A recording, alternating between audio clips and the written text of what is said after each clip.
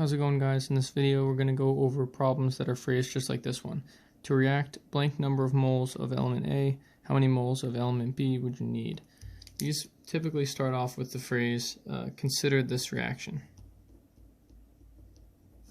or consider the reaction.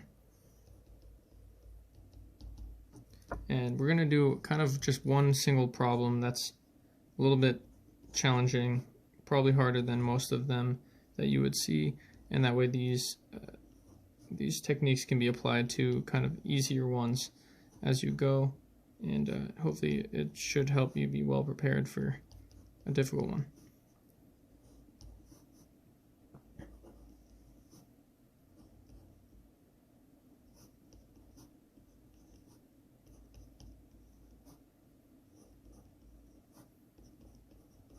For H2O plus KCl. Okay. So for number one, this is kind of like the classic example of this. You want to react 3 moles of, let's say, HCl.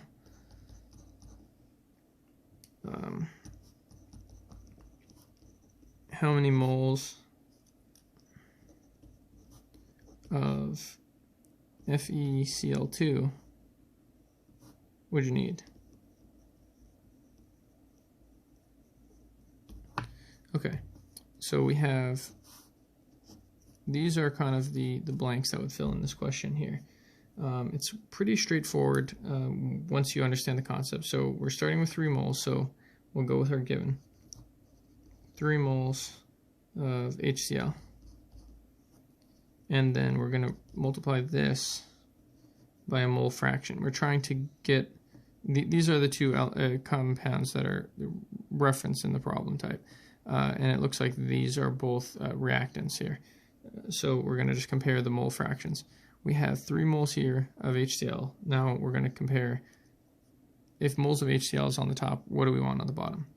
HCl again, moles. So we have 8 moles in the actual problem of HCl.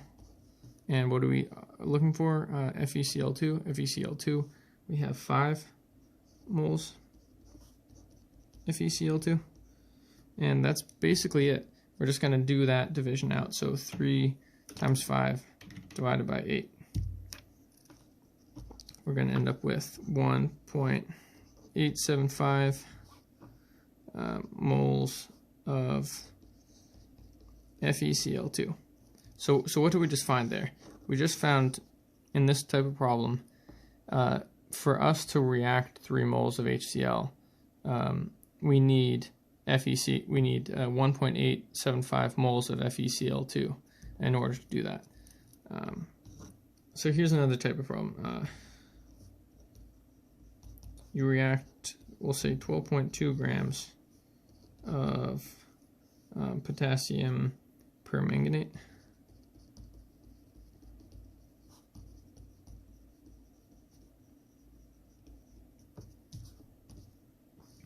What mass of KCl would be formed?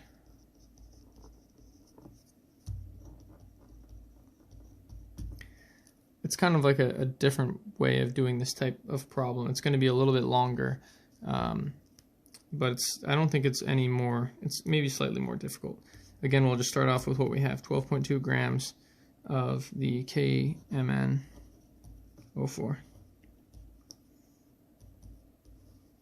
We're starting in grams, so now we're going to get out of grams.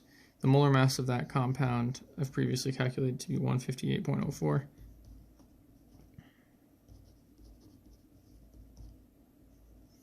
And then we'll just do the 1 mole KMnO4. So now we're out of grams, we're into moles. Now we can keep going with that.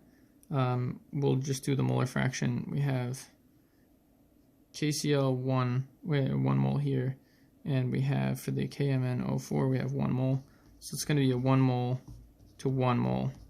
Just make sure which one's on the top. It should be KMnO4 on the bottom, so that cancels, and then you're getting into the KCl.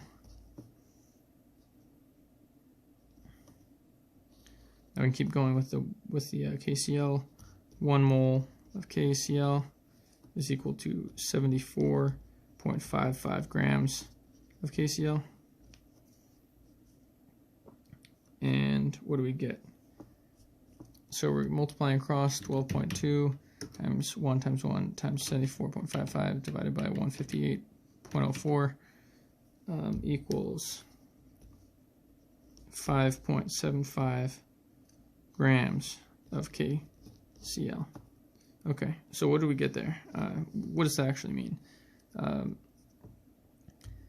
The mass of KCl that's formed by the reaction of 12.2 grams of potassium permanganate, or the KMnO4, is going to be 5.75 grams of KCl.